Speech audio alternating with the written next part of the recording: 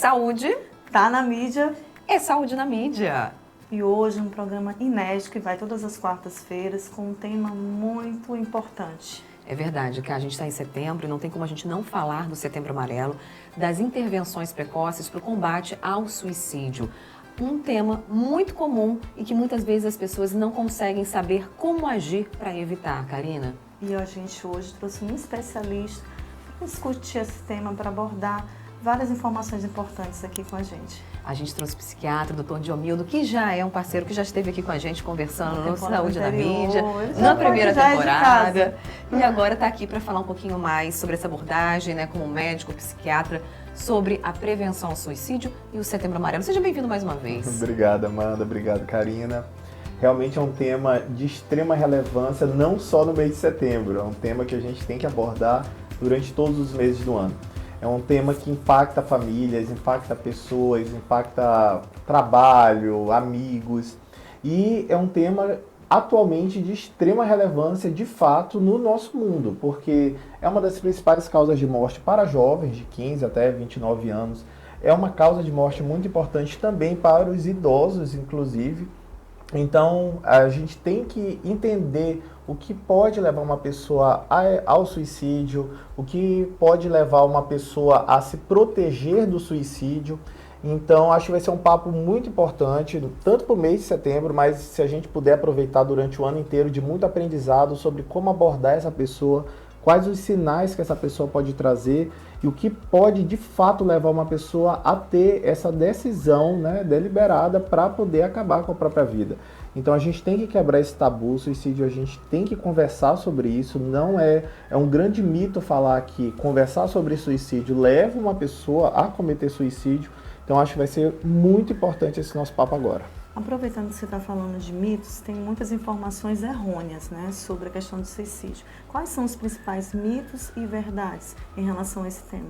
Perfeito. O grande mito, de fato, é que falar sobre suicídio, principalmente abordar isso para um paciente, pode levar ele a cometer suicídio. Isso é um grande mito. Realmente a gente precisa conversar, abordar sobre essa ideia para o paciente, até para ele se sentir acolhido, que aquilo que ele está pensando é realmente algo que não é fora do real, que faz parte do quadro dele e que ele se sinta confortável em poder conversar sobre essa angústia muito grande. A gente também tem outros comportamentos suicidas, então o suicídio ele é muito ampliado. O suicídio é o final, o suicídio é o ato, né, o ato do suicídio de tirar a própria vida. Mas a gente tem também coisas anteriores, então a gente vai ter as ideações suicidas, que é o pensamento que envolve a finitude da vida como uma solução. Então a gente vai ter, por exemplo, uma ideação suicida que pode ser muito ativa, que a pessoa realmente já está planejando, já tem ferramentas. E a gente tem um passo para trás, que é uma ideação suicida passiva, em que uma pessoa ela tem aquela ideia de, se eu desaparecer agora, acho que vai ser bom para todo mundo. Isso é um pensamento delicado, então é um pensamento que a gente também tem que trazer a importância dele. E um outro mito também é a questão dos comportamentos para-suicidas, por exemplo, autolesão. Autolesão não necessariamente é uma ideação suicida, então a pessoa às vezes que se corta, que se machuca, não necessariamente ela tem a intenção de acabar com a própria vida. Às vezes ela está passando por um sofrimento tão grande, de tanta angústia, que a dor entra como uma ferramenta que ela usa para aliviar aquela situação. E aí é uma forma de modular muito ruim, porque depois ela vai se sentir pior, ela vai se sentir envergonhada, então isso vira uma grande bola de neve. Então um mito, né, assim, dentro da prática é achar que todo mundo que está se cortando quer se matar, não necessariamente. Às vezes é um sofrimento que ela quer modular com a dor. Então, entendendo todos esses comportamentos suicidas e para-suicidas, a gente consegue abordar muito bem o paciente e direcionar um tratamento para cada modalidade. E esse pensamento em específico de eu quero desaparecer, se tiver um botãozinho para apertar, e eu apertasse e sumisse, ia ser muito bom. Ou então, se Deus me levasse, isso também é um pensamento que já leva o final da vida como solução, para a gente ficar de olho. Doutor, existe fator de risco para o suicídio? muitos. Existem fatores de riscos que a gente pode modificar, existem fatores de risco que a gente não consegue modificar. Então, por exemplo, a idade. A gente tem 2 faixas etárias que são mais... o suicídio é mais prevalente, são os jovens e os idosos. Isso aí a gente não consegue modificar, é uma idade. Então, a gente vai ter outros fatores de risco. Um dos principais fatores de risco é você ter uma tentativa prévia, porque pode ser que a pessoa aperfeiçoe da próxima vez. Então, todo paciente que já tentou antes, toda pessoa que já tentou antes, ela já é de risco. Além disso, a gente pode ter presença de doenças, então doenças que podem ser reversíveis ou não. Essas doenças mais terminais, câncer, ISTs, isso aumenta muito a chance para suicídio. Ser pessoas de grupos vulneráveis, então a população LGBTQIA+, etnias raciais, tudo isso traz também um risco maior para suicídio. Além disso, a gente vai ter também histórias de traumas, abusos na infância, um muito importante que é a história familiar, inclusive alcoolismo na família. Uma pessoa que tem um familiar, um pai, uma mãe alcoólatra, ele já tem um risco elevado para cometer suicídio na vida adulta, muito relevante. Então, fatores de risco a gente vai identificando. Ter um transtorno psiquiátrico é um dos principais fatores de risco também. É muito difícil uma pessoa cometer suicídio sem ter uma doença psiquiátrica de base. Pode ser um quadro depressivo, um uso de substâncias, usar droga é fator de risco para suicídio. Então, os fatores de risco a gente precisa ver em cada pessoa, para depois a gente ver os fatores que precipitam. Então, a pessoa pode ter um fator de risco, ela pode ter um fator precipitante, que pode ser um término de relacionamento, um evento, uma gravidez indesejada, uma situação muito vergonhosa, isso principalmente em comunidades asiáticas, em que a questão da pessoa... Às vezes cultura, religião... Perfeito, exatamente. Então, a gente pode ter um precipitador. E aí a gente vem para os fatores de proteção, que é o que pode impedir a pessoa de cometer. Então, a religião entra como fator de proteção, uma família sólida, uma comunidade muito próxima, uma gravidez desejada, ter criança pequena na família é fator de proteção. Então, a gravidez entra com 2 pontos. Pode ser um fator de precipitante, pode ser um fator de proteção. Então, a parte do vínculo com outras pessoas, o que a pessoa crê, o que a pessoa acredita, como que ela lida com situações adversas, que é a famosa resiliência, aí a gente tem os fatores de proteção. Então, a gente tem esses 3 pontos, os de risco, os precipitantes, que é um evento que pode acometer o suicídio, e os de proteção, que a gente tem que investigar tudo na pessoa. Como é que a gente pode, vamos dizer, identificar familiares, que geralmente quem identifica são os familiares, amigos mais próximos, como ofertar apoio, né? Como identificar, como a gente pode prevenir e auxiliar aquela pessoa que está passando por esse momento difícil? Muitas das vezes os familiares e as pessoas muito próximas se sentem um pouco inibidas em conversar sobre essa fragilidade emocional de outras pessoas.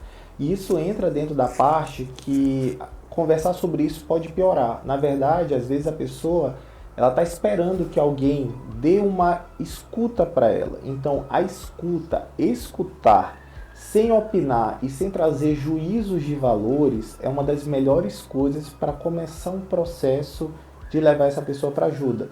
Muitas das vezes a escuta ela é carregada de muito juízo, de você está com falta de religião, ou então isso é falta do que fazer, ou então isso é preguiça, não. Ou então até de não acreditar que aquela pessoa pode. Não, isso aí, se ele quisesse matar, ele já tinha feito isso. Por que é tão difícil para a sociedade ouvir e falar sobre esse assunto? Porque, como você falou, a gente acaba tentando dar um apoio. Ninguém fica ouvindo por muito tempo sem dar uma palavra. E essa palavra, para quem está no sofrimento, ela pode ser interpretada de uma forma muito mais aguda, muito mais sensível, e levar essa pessoa a realmente achar de que ela não pode confiar em mais ninguém. Então, eu acho que a abordagem é cada vez mais delicada, porque a gente não sabe como lidar. A gente, como sociedade, quando vê uma pessoa que está em sofrimento, que já está ali se isolando socialmente, que já não está falando, que já está longe dos amigos, que já não quer sair de casa, você vê que aquela pessoa está dando alguns sinais que a gente comumente fala na mídia quais são esses sinais. Mas aí, na hora da gente falar como a gente pode ajudar, essa pergunta da Karina é extremamente delicada, porque na teoria, você pode ajudar escutando, doutor, mas como é que a gente escuta sem falar uma palavra? A pessoa vai julgar e dizer, poxa, mas ela ouviu tudo isso, meu sofrimento não falou nada. E se eu falar alguma coisa, eu posso falar algo que vai ferir ou que não vai ser bem recebido. E aí, o que a gente faz? A nossa sociedade hoje, ela tem uma tendência a ser muito autocentrada, de opiniões com juízos, né?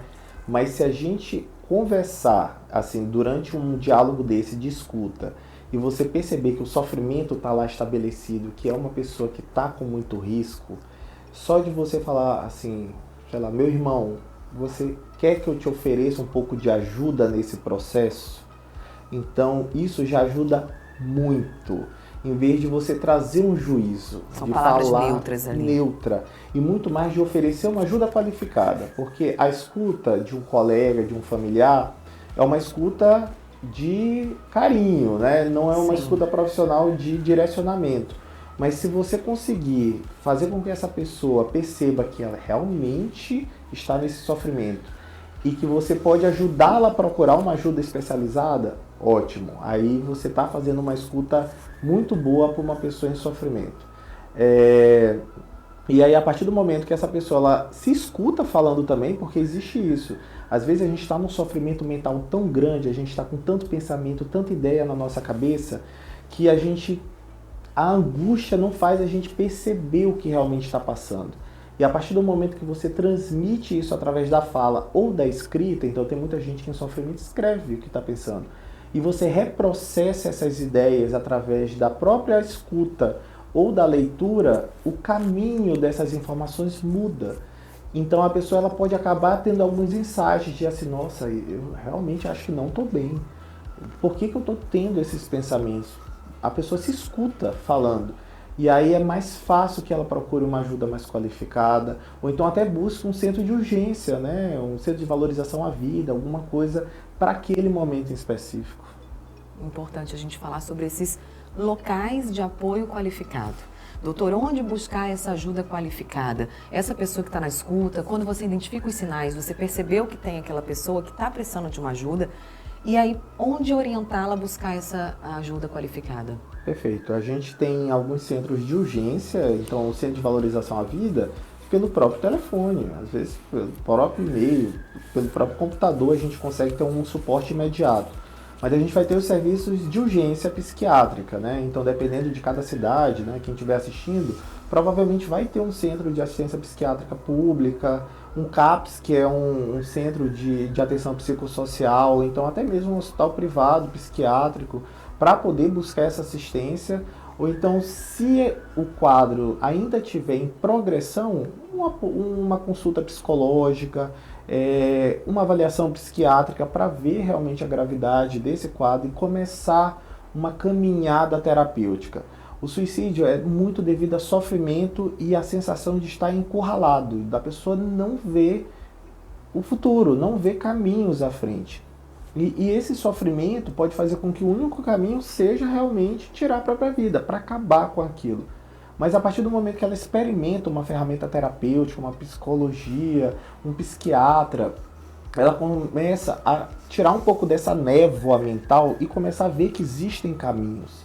Não são caminhos fáceis, mas são caminhos que existem, que podem fazer com que ela saia desse processo de tanto sofrimento e consiga ter um pouco de paz para poder funcionar de novo.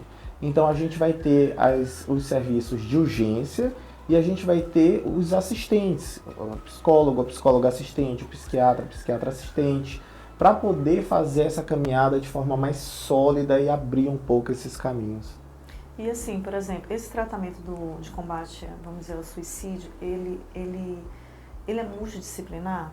Por exemplo, eu estou aqui, eu vou à minha ginecologista, e se de repente na consulta ela consegue...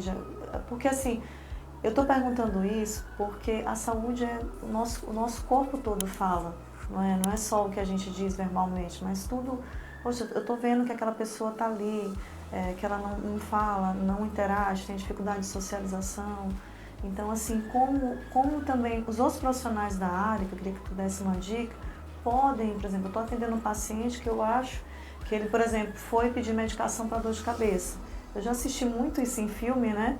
E, de repente, essa medicação para dor de cabeça, para uma coisa, ele usa para tomar em excesso, para fazer o suicídio.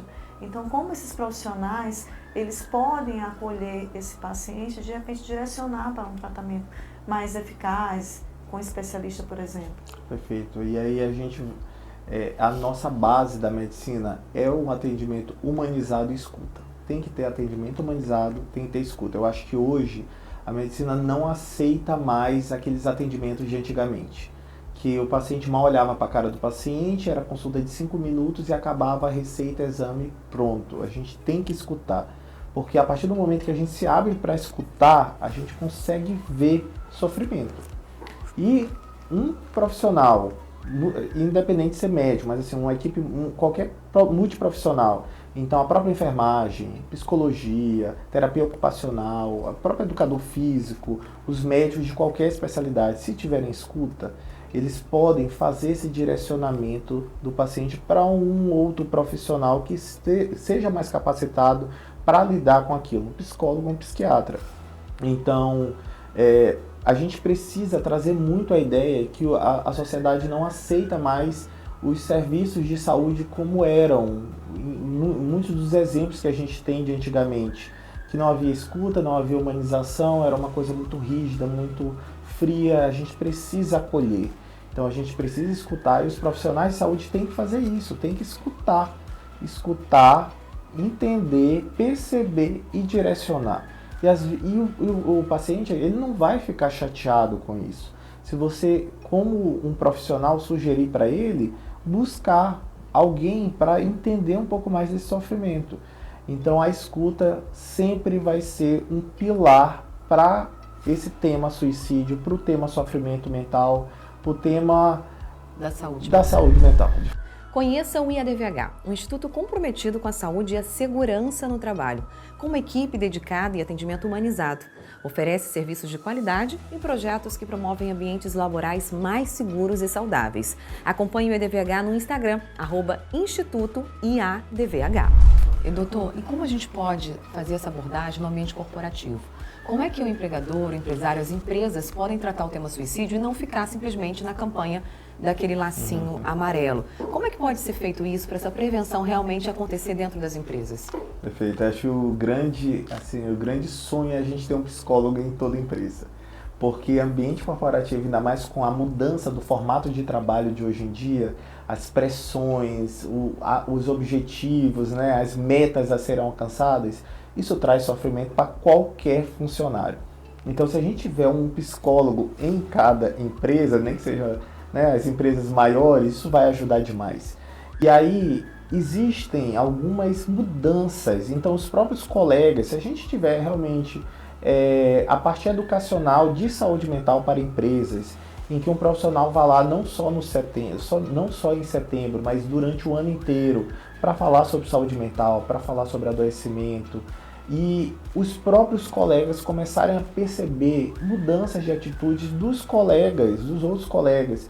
Então aquela pessoa que era super extrovertida e está lá, mais isolada, que está fazendo brincadeira sobre suicídio, que às vezes começa com isso. É verdade. Começa com brincadeira. Aquele paciente que antes ia para os rolês da galera, não sei o que, e do nada está mais choroso, já não interage mais, a mudança de comportamento.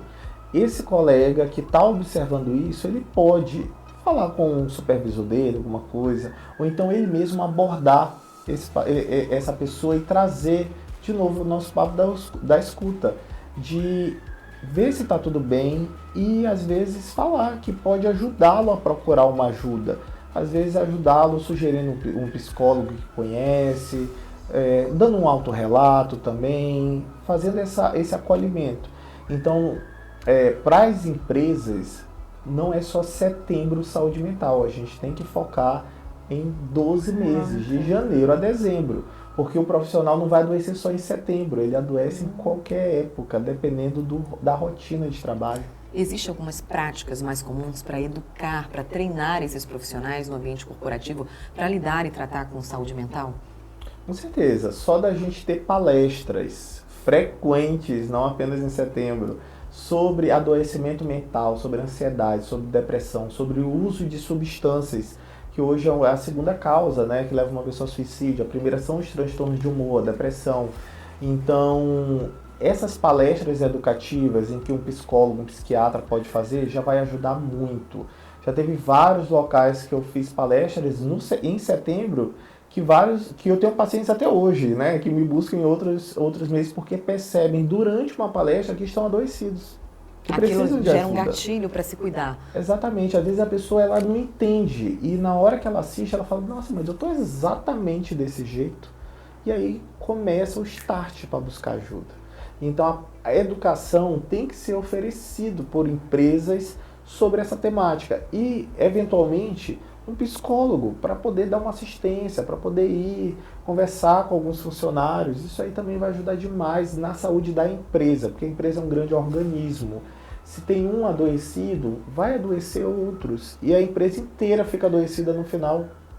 E ainda bem que a gente tem grandes exemplos de empresas que já estão investindo nessa área e estão tendo esse ambiente corporativo muito mais saudável, né, com mudança de comportamento. Estamos chegando aqui no finzinho já do nosso bate-papo. Kátia, quer fazer mais uma pergunta? Já foi tão rápido, assim. Eu queria que ele passasse uma mensagem também, assim, vamos dizer, para os familiares, porque às vezes acontece em casa e não acontece só uma vez, né? Geralmente não acontece só uma vez. Como é que esses familiares podem abordar esse tema para que não aconteça de novo? Né? Porque quando acontece na família, o que a gente vê é, na verdade, além do sofrimento de todos envolvidos ali, é a gente acabar não conversando, né? E ter aquele preconceito, né? De estar colocando o que não é, o que não é, ou não falando o que deve falar, por exemplo, para filhos, por exemplo. Às vezes em escola, a gente vê um colega, um conhecido. Então, como abordar isso em casa? Como eu vou chegar lá para os meus filhos e falar sobre suicídio? Muito bem. Existe, então, conversar sobre suicídio, né, trazer essa temática é algo visto como muito positivo, porque não pode ser algo que a gente deve esconder, porque acontece. Então, antes saber, através de uma figura paterna, materna, alguém próximo, responsável, do que saber de fontes de informação que não vão ser... Não esconder da família. Não né? esconder, exatamente. E quando é dentro da família, a gente vê realmente, né? Então, os familiares têm uma tendência a esquecer que aquilo aconteceu. Só que esquecer que aquilo aconteceu é pedir para acontecer de novo e, como o maior fator de risco para suicídio é ter uma tentativa prévia, talvez isso vai acontecer de novo. Então, se a gente está num ambiente familiar e tem um evento desses dentro da família, a gente tem que intervir, a gente tem que levar para um profissional habilitado, tem que ir para psicólogo, tem que ir para psiquiatra, para que a família toda entenda o processo. Então, todo mundo é um organismo também dentro da família. E quando tem eventos de escola, ou então coleguinhas, e a gente está falando de criança, a gente vai avaliar a primeira idade dessa criança, né? Como que essa criança está para poder processar uma notícia dessas. É muito bom a gente ter um apoio de uma psicóloga, de um psicólogo, também nesse momento de intervenção, principalmente se forem crianças muito coladas, né? Adolescentes muito unidos, porque isso pode ser, né, uma notícia muito impactante. Então aí um profissional também entra de uma forma muito boa para esse apoio. Não pode só lançar a notícia e deixar o negócio lá. Precisa ter alguém para continuar esse papo. Doutor, muito obrigada pela participação. A gente tem mais uma perguntinha surpresa, bem rápida, só para você responder por aqui, para falar para a gente um pouquinho. Da temporada anterior, não tinha. Ele veio na temporada anterior, não tinha essa caixinha. Agora a gente tem essa caixinha, que a gente tem uma pergunta aqui que você vai responder muito bem pra gente. Você vai ler essa perguntinha. Leia e responda pra gente. Enquanto isso, você já se inscreveu aqui no canal? Se não, comece a se inscrever agora, gente, é de forma gratuita. Tá vendo? Clicar. Só clicar nesse link, sabe? Bem aqui embaixo você vai ver em algum momento escrito inscrever-se. Se inscreve, é de graça e você vai estar contribuindo para que a gente possa trazer ainda mais conteúdo de saúde para você e para sua família. E aí, qual é a pergunta? Pergunta profunda e filosófica. Uau. Se a vida fosse um roteiro, em qual filme, série ou história você queria viver? Ixi, vamos Não lá. é? Falei que é muito filosófica. filosófica. Ele vai arrasar nisso. E aí eu vou trazer a ideia que minha vida já tem um roteiro próprio e eu já estou vivendo ela. Ah, muito bem. Cada um tem seu roteiro próprio, né? Exatamente. Eu acho que eu não trocaria o roteiro da minha Não. vida, não. Tá bom, assim, é uma história que ainda está sendo construída. Ainda está sendo. E o filme está muito bom até agora, Tá depois de ótimo. muitas Não muda. cenas tensas. A gente não muda no que está dando certo, né? Exatamente. Gente, muito obrigada. Obrigada, doutor. Muito obrigada mais uma Amanda, vez pela participação. Estamos aqui, o que vocês precisarem. Se alguém precisar de apoio, de ajuda e precisar de algum canal confiável, já sabe que você tem o Saúde na Mídia para te ajudar sempre. Compartilha nas redes sociais também com a gente um pouquinho do que a gente faz por aqui, tá bom? Na hora, gente. Saúde pra vocês. Tchau, tchau. Até o próximo.